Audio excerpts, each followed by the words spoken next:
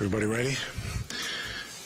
Good afternoon. I'm joined here today by Chief Kelly Warner of the Harrisonburg, Virginia Police Department, and you all know Major Ed O'Carroll, who's the Bureau Chief of our Major Crimes Bureau. We're here today to talk about a serial killer, and that is a phrase that I've used sparingly in my 3 decades in this profession. I've been in a leadership role for the last decade or so at several departments in the National Capital Region and the DMV, and I can count on one hand with a couple fingers left over the number of times where law enforcement has had to grapple with the impact of a serial killer. We have a serial killer. The good thing is he's in custody.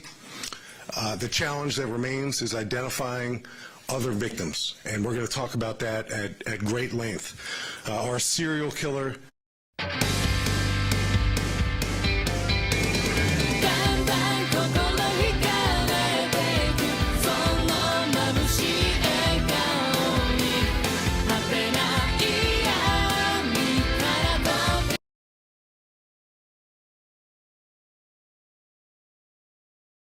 It's Chuck Schumer, and I wanted to make sure you heard about the bombshell report that members of Congress may have coordinated with the January 6th insurrection organizers. It's despicable. January 6th was one of the darkest days in American history, and we need to make sure that everyone involved is held accountable. But Mitch McConnell and Republicans are the party of Trump, and they're trying to cover up what really happened that day. I need you to add your name right now to demand accountability so that we can finally learn the truth.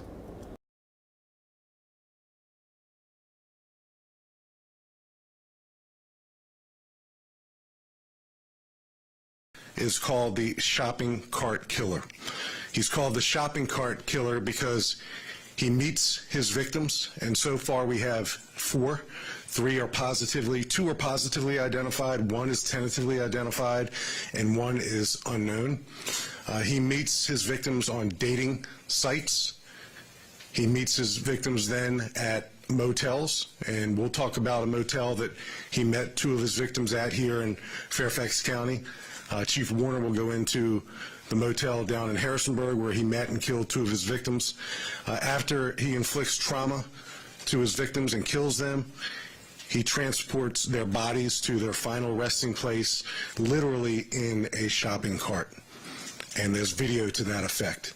So our shopping cart killer, we know, has traveled from the DMV all the way down to Harrisonburg. We're in the process of conducting, along with many other partners, a retrospective investigation to figure out where he's been, and we're going to find out exactly where he's been, and we're going to work with our law enforcement partners, homicide detectives, missing person detectives, to see if we can identify any other victims and families and communities that he has brought harm to.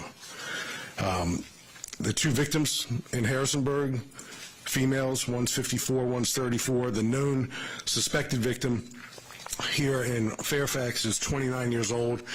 I want to thank Chief Rob Conti from the Metropolitan Police Department in Washington, D.C. When we start talking about these cases, you'll quickly remember the name Cheyenne Brown. Cheyenne Brown is who we tentatively believe one of our victims located here in Fairfax County is. We don't have 100% positive identification on her just yet, but we have a tattoo that's been positively identified by her family as Cheyenne's tattoo. And the reason why we're not waiting to share this information, waiting that is until we get positive 100% DNA or dental verification that it is Cheyenne is because we believe that there may be other victims in the area and throughout the Commonwealth of Virginia, and we need to act now. We need to act right now with our law enforcement partners to figure out who else our killer has had contact with and what's his MO. Dating sites, motels, blunt force trauma, shopping cart, final resting place. He's killed 4 already, and we suspect that he has more victims. He's a predator, as all serial killers are, and it's our collective effort in law enforcement to do everything we can with each other, with the community, to identify other places where he has been so we can bring closure and ultimately justice. He preys on the weak, he preys on the vulnerable, and he does unspeakable things with his victim. Our shopping cart killer does unspeakable things with his victims. And it's our collective duty and responsibility to bring justice and closure to all of our communities. I think I'm going to introduce first Chief Kelly Warner again from the Harrisonburg Police Department. She's been a great partner, as has her entire police department. And then Chief Warner will bring up Major O'Carroll. Chief. Thanks, Chief. Good afternoon, everyone. I join Chief Davis in sending our condolences to all the victims' families in this tragedy that happened across the Commonwealth of Virginia.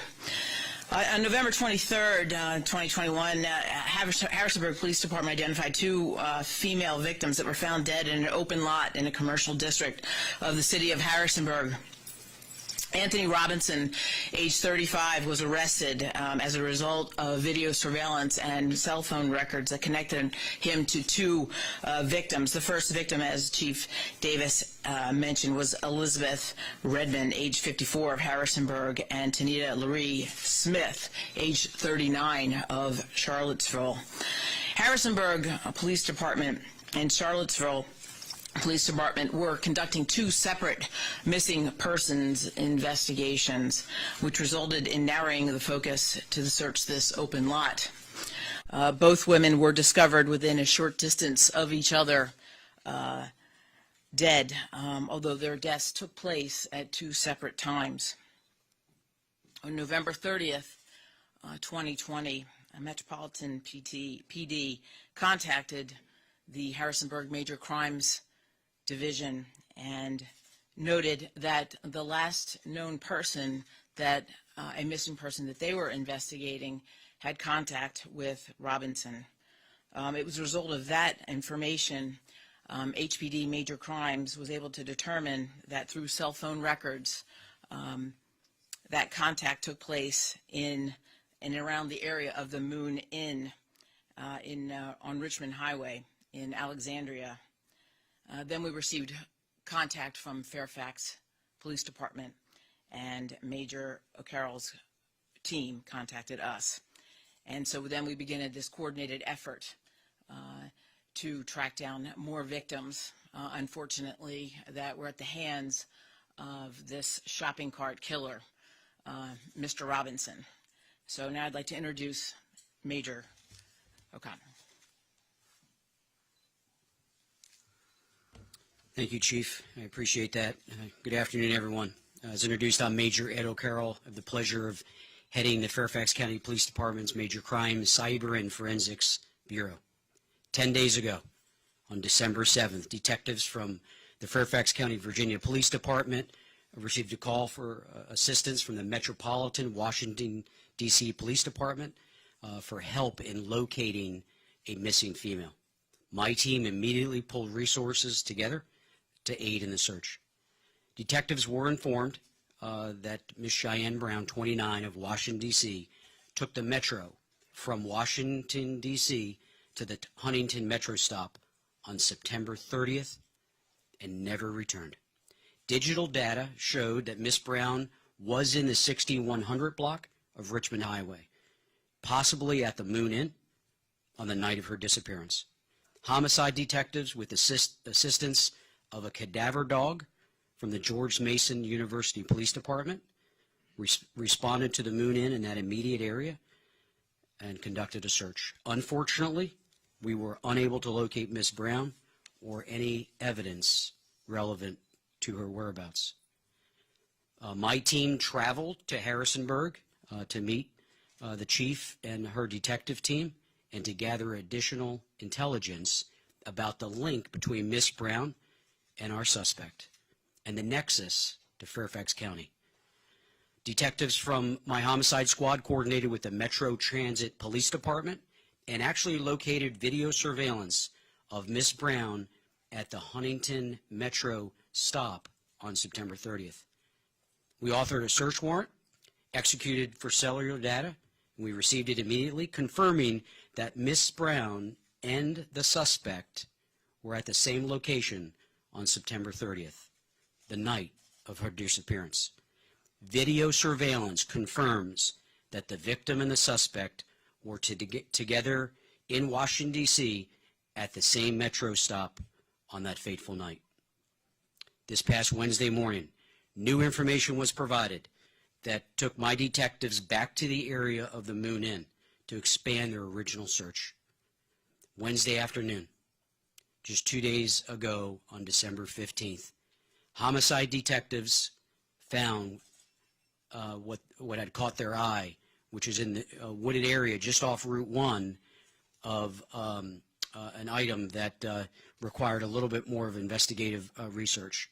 Remembering that the victims in the Harrisonburg murders were transported by using a shopping cart, detectives observed a shopping cart in the wooded area not far from the Moon Inn. Besides the shopping cart was a lone container. When detectives looked inside the lone container, their worst fears were confirmed. They observed what appeared to be human remains. We contacted the Office of the Medical Examiner. They responded, along with an anthropologist from the George Mason University, Dr. Falsetti. And thank you to the doctor and the team. The initial analysis done on the scene confirmed what we thought. Likely human remains were inside. Through a coordinated effort between the Fairfax County Police Department, Harrisonburg, the Metropolitan Police Department, detectives tentatively believe the remains discovered in the container are that of Miss Brown. As the Chief Davis mentioned, the tentative identification is based upon a very distinct tattoo that Miss Brown had on her body. We are working with the Department of Forensic Science and further DNA testing to positively and scientifically confirm her identity. Sadly, these remains were not alone in the container. The remains of another unknown identified individual were discovered. Detectives have been working nonstop on this case since being notified of Miss Brown's disappearance in Fairfax County. We have determined that the suspect in custody in Harrisonburg was communicating with Miss Brown, utilizing a dating website. Detectives are hoping that further examination of these records that we have and more that are coming will provide additional information on who the second victim is. We have a lot of work to do.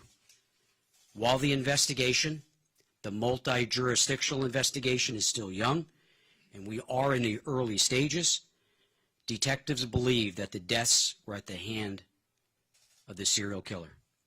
The suspect, thankfully in custody at the Rockingham County, Virginia jail. And again, we believe him to be involved in the death of these two additional innocent victims. Special thanks to the detective team, the lead detective, Detective Young, her squad, to our crime scene unit, all our staff, sworn and professional, and to our victim services. Thank you. It's a team effort. There may be other victims in this case, and we are asking for anyone with additional information to come forward. Call the Fairfax County Police Department Major Crimes Bureau at 703-246-7800. Tips can also be submitted anonymously through our Crime Solvers program. And that phone number is 1-866-411-TIPS. That's 1-866-411-TIPS. Again, anonymous tipsters can make that call, and there is a reward program for information that leads to charges. So my remarks in closing is not to the suspect, and it's not to my team. It's to the impacted families. I'm sorry. My deepest condolences. This police department, the Harrisonburg Police Department, all the agencies mentioned are absolutely committed. Justice will prevail, and the offender will be held accountable for what he did. And we haven't ruled out they, I'll use the plural term, maybe what they did, and how he or they did it. Thank you.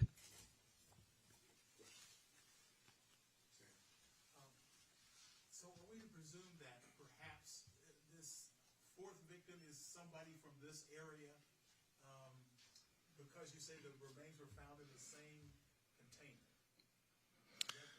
So Sam, we have not positively identified the fourth victim, but we have leads that will hopefully in short order help us identify this unidentified person. We do have leads on who it may be. The state of decomposition was so bad that it's going to take a little bit of work, but we have leads about a missing person in particular in the area, last seen in the area, that we're following very closely. In this area? Last seen in this area. Chief, Bruce? as I understand it, Ms. Brown was 4 months pregnant. Does Virginia law allow you to charge for the death of that baby? Yes, I've spoken with the Office of the Commonwealth Attorney. I've spoken with the Commonwealth Attorney. He's aware of this case. He was when it first came to light. And then, to our surprise, that we have two victims, not one. That's something that's part of the investigation. And we haven't ruled anything out on potential charges for the person or persons responsible for these deaths. As I said in my comments, and I'll emphasize them because they're important, justice will prevail. Two quick questions. Has the suspect been cooperating at all, acknowledging any of these crimes? And then secondarily, is there DNA evidence to tie him to one, two, or more of these crimes? I'll ask Chief Warner to speak about the degree of cooperation. We certainly don't want to compromise the integrity of Chief Warner's investigation or our pending investigation, but I'll let the Chief address that. And DNA forensic evidence is always something that we're seeking. As we mentioned, the state of decomposition for the two victims found here in Fairfax County was so bad that it's going to take a little while to get 100% certain identification, but we have every reason to believe that Cheyenne Brown is one of the two persons in that container. And there's physical evidence as well to tie him to each scene or to all the cases? There's certainly mounting evidence that puts our killer right here in Fairfax County, just like he was placed right there in Harrisonburg. So, Chief, do you want to add to that? Regarding Pierre, yes, to the physical evidence, we're collecting physical evidence, of course, to echo Chief Davis. Certainly, we're collecting all of that for DNA, and so we're going to hone in on that for certain. And regarding his cooperation, he does have an attorney, so we have not had a statement from him, so no. Chief Davis, two quick questions. Have you guys been in contact with any federal law enforcement assisting you guys as of right now in the investigation? Yeah, again, I don't mean to punt back to back, but I'll ask Chief Warner to describe some outreach that she has already had with Quantico. And then I'll reiterate, we are going to engage in a very thorough retrospective examination. We're working backwards right now. So thankfully, Anthony Robinson is in custody. We believe he's responsible for these 4 deaths, but what else is he responsible for? We know that he's had addresses as far north as New York, to Prince George's County, to Washington, D.C., and we know he's obviously traveled all the way down to Harrisonburg. But where else has he been? Where else has he laid his head? Where else has he worked? Who does he know in all the jurisdictions in between? So it's going to be a real thoughtful, thorough effort, because we need to work, again, with the jurisdictions to see if any of their missing persons meets the profile that we're establishing here for our killer's profile, and MO and all those types of things. And a quick follow-up, you mentioned that they were meeting at a hotel and had met or different hotels and met on dating apps. Do you believe that there's a sexual motive at all? Were any of these victims sexually abused or had sexual contact with the person in custody? Yeah, I don't know that with certainty, but again, that's something that we're obviously exploring. Chief, do you want to add to the earlier piece? Just that, we are working backwards right now. That's what we have to do. He's in custody now, and so that's what we have to take those steps just to go backwards, right? Because your question was working with the federal government. Sure, they're helping us now. The main thing is that he is in custody. So they are assisting us in that investigation because they have a bigger web for us. So to answer your question then is yes. It sounds like the victims that you know of now were people missing over a period of weeks or months. Do you have any working theory as to how far back you're going to be looking? Could it be going back years and years, or more recent, or just don't know? Well, we really don't know. Again, we don't know. That's why we're asking for the public's help. And we're scanning. This has gone out through all of our fusion centers. Do you know of any other missing persons? We're trying to gather as much intel as possible. I mean, Chief said it best. We are working backwards. That's why the Major put it out. Do you know? Is there any more information? Please get it to us. Could you describe, you said the bodies were found in a container in Fairfax County. Could you describe what that container was? And can you give us any background on Robinson that not much is known about? It was a large plastic container, and like Major O'Carroll described, adjacent to the container where we found the remains of our two victims was a shopping cart. So probably not remarkable to serial killers going back many years in many other places across the country, a remarkable absence of a criminal history, a remarkable absence. So that's why we're going to need help from family, friends, associates, employers, neighbors, anyone who can shed a little bit of light on Anthony Robinson's profile. I think he was pretty transient. I think he had many jobs over the years. But again, that transient nature is going to, or has rather, prompted us to figure out where he's been over the last several years. And this, like you said, this could go back. We're going into this wide open, clear-minded, open eyes to see how far back and how many victims he may be responsible for taking their lives. With the dating app as a lead, are you able to identify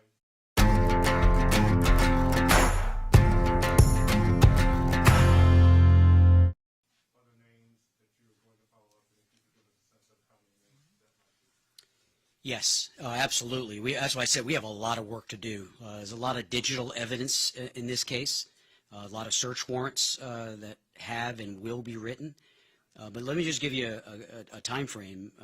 An autopsy is underway today. This case is still active to uncover the two remains in the one container. Has had us busy yesterday and today. It's a tragedy. I see you kind of shaking your head, and I agree.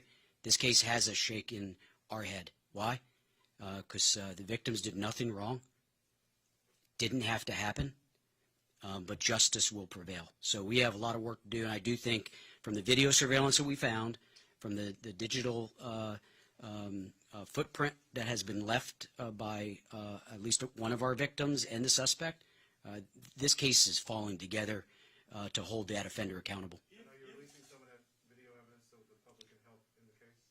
So we have released the suspect's or the arrestee's photo.